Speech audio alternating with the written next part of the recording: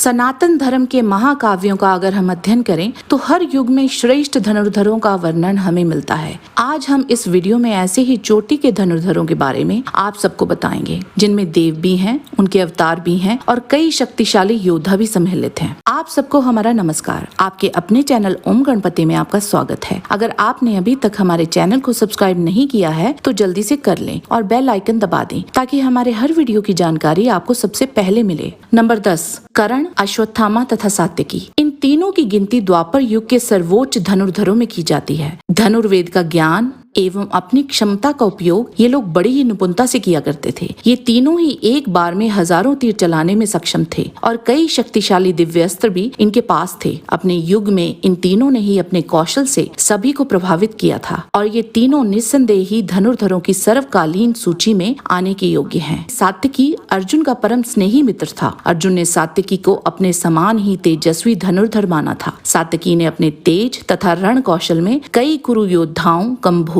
यवन सेना आदि को पराजित किया था। नंबर 9, अभिमन्यु। कुरुक्षेत्र युद्ध में चक्रव्यूह भेद कर उसने अपने प्रचंड युद्ध कौशल और गजब की धनुर्ता का प्रदर्शन करते हुए वहां मौजूद समस्त कुरु योद्धाओं को परास्त कर दिया था। वहां केवल 7 महारथी ही नहीं थे बल्कि हजारों रथी और अन्य कई योद्धा थे जो उसका वध करने के लिए तत्पर थे, पर वह सब उस अल्पायु योद्धा के सामने विवश हो गए थे। चाहे कर्ण हो या द्रोणाचार्य, कोई भी उसके धनुष द्वारा छोड़े गए तीरों से बच नहीं पाया था और वह सभी महारथी कितनी ही बार अभिमन्यु के हाथों पराजित हुए और कितने ही योद्धा उस दिन उसके हाथों मारे गए। नंबर 8, गुरु द्रोण तथा भीष्म। भीष्म वो योद्धा थे जिन्होंने अपने बाणों से गंगा का प्रवाह रोक दिया था। वह युद्ध के सभी रूपों में कुशल थे। वह इतने महान धनुर्धर थे कि कहा जाता था कि जब तक उनके हाथ में धनुष है उनको पराजित करना बड़ा ही कठिन है। परशुराम जी के साथ हुए उनके युद्ध में उन्होंने परशुराम जी को जीतने नहीं दिया था और गुरु द्रोण ने अपने पिता भारद्वाज, ऋषि अग्निवेश, भगवान विष्णु और परशुराम जी से अस्त्रों शस्त्रों की शिक्षा ग्रहण की थी और इन्हीं से उन्होंने शस्त्र के विज्ञान में निपुणता हासिल की थी। वह एक शक्तिशाली धनुर्धर थे। उन्होंने धनुष बनाने और चलाने की शिक्षा अग्निवेश जी से ली थी। नंबर 7, प्रद्युम्न। श्री कृष्ण और रुक्मिणी पुत्र प्रद्युम्न एक असाधारण धनुर्धर थे। भगवान श्री कृष्ण, अर्जुन और द्रोण के अलावा केवल प्रद्युम्न ही चक्रव्यूह को तोड़ने और प्रवेश करने की विधि जानते थे। वे अभिमन्यु और उप पांडवों के भी शिक्षक थे। हरिवंश पुराण के अनुसार प्रद्युम्न ने अकेले ही भीष्म, द्रोण, कृपा,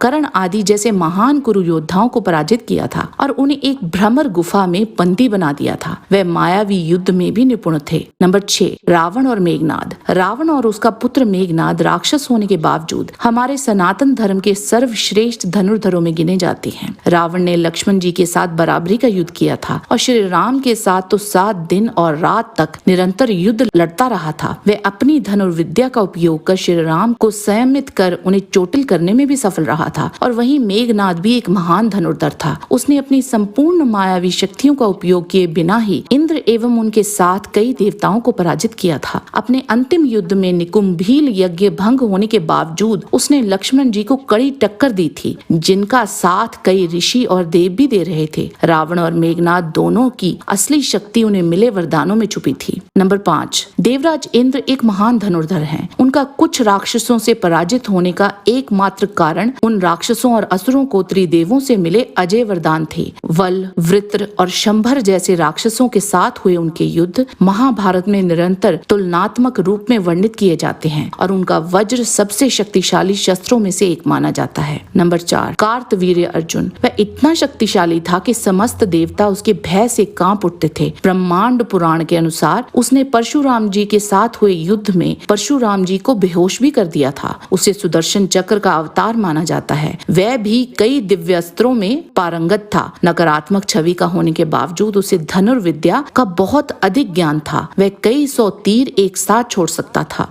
अर्जुन, लक्ष्मण और प्रभु राम कई महान धनुर्धरों की तुलना अक्सर इससे ही की जाती थी। इसी बात से ये साबित होता है कि वो कितना महान धनुर्धर था। नंबर 3, अर्जुन। वह श्री कृष्ण को छोड़कर द्वापर युग के सबसे बड़े धनुर्धर थे। वह जीवन भर निरंतर सीखते ही रहे और यही चीज इनको बाकियों से एक कदम आगे रखती थी। वह महर्षि नर के ही अवतार थे। उन्होंने अपनी शक्ति एवं धनुर्ता का सामर्थ्य संपूर्ण महाभारत महाभारत में कई अवसरों पर दिखाया था। विराट युद्ध में आए समस्त कुरु योद्धाओं को पराजित किया, जिनमें भीष्म, द्रोण और कर्ण भी शामिल थे। खांडव वन में श्री कृष्ण के साथ कई देवों को पराजित किया था, जिनका नेतृत्व देवराज इंद्र एवं कार्तिकेय जी कर रहे थे। कुरुक्षेत्र में जो उन्होंने कर दिखाया था, उसके लिए किसी स्पष्टीकरण की आवश्यकता ही नहीं है। नंबर 2, लक्ष्मण तथा परशुराम जी। लक्ष्मण जी आदिशेष के अवतार थे और वह ही एक ऐसे धनुर्धर थे जो धनुर्ता में प्रभु राम के लगभग समानांतर ही थे। वह हजारों बाण एक साथ छोड़ने में निपुण थे और उनके पास कई शक्तिशाली दिव्यास्त्र भी थे। धनुर्विद्या में उनकी दक्षता इतनी महान है कि रावण भी उन्हें धनुर्ता में पार नहीं कर पाया था। उन्होंने मेघनाद और अतिक्य जैसे शक्तिशाली राक्षसों को पराजित कर उनका वध किया था। परशुराम जी भगवान विष्णु के ही अवतार थे। उन्होंने 21 बार पृथ्वी से संपूर्ण अहंकारी क्षत्रियों का सफाया कर दिया था। बिना किसी रथ पर सवार हुए ही उन्होंने कितनी ही अक्षौणी सेना को अकेले ही मार दिया था। उन्हें स्वयं भगवान शिव ने युद्ध कला